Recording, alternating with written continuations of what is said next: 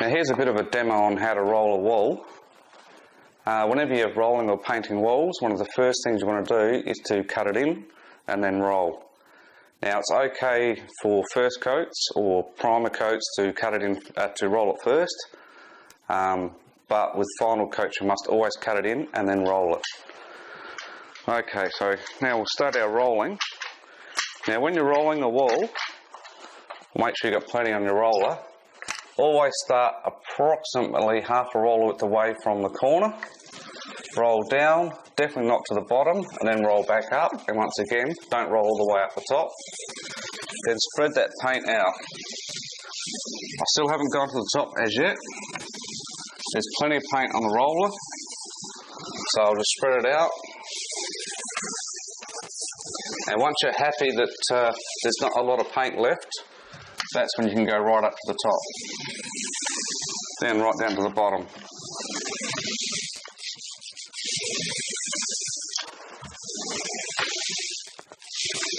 Like so. Now that's sort of rolled out, but I'll actually do one more dip. Now once again, I'll start roughly a roller width away from where I've just rolled. I'll spread the paint out a little bit, and then spread the paint back into what I've just rolled. And once again, as the paint gets less and less, that's when you can roll right up to the top and right down to the bottom.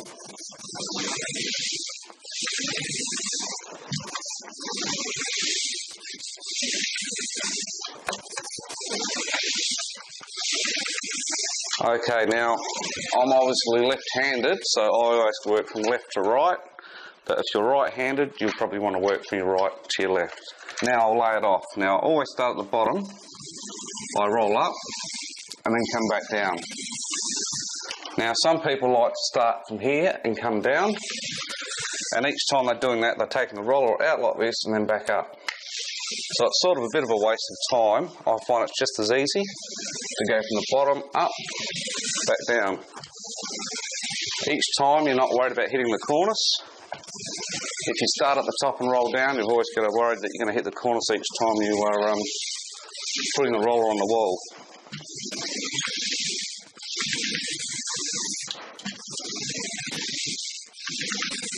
So now I've got to there.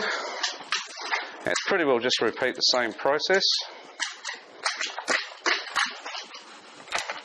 Once again, about half a roller width. Spread the paint out.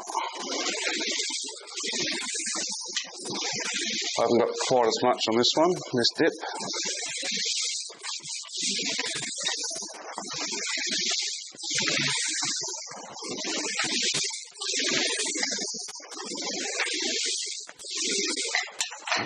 Just move my roller tray.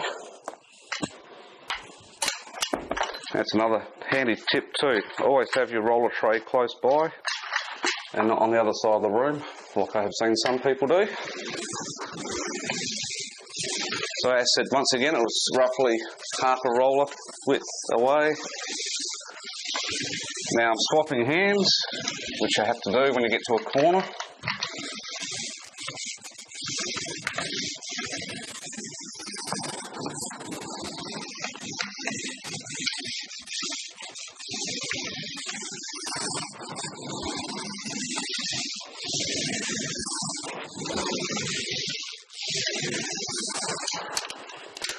Okay, so now I've got to roll it all out. Now there's two ways. Some people will like to go back from that corner back into what I've just done. It's not going to over matter. And when you're rolling this out, it's only lightly. You're lightly going back over the wall just to flatten the texture out of the roller. This way you'll end up with a smoother and even finish.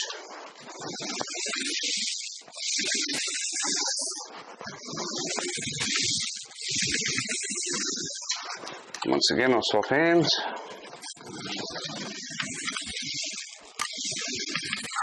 Oh, start again.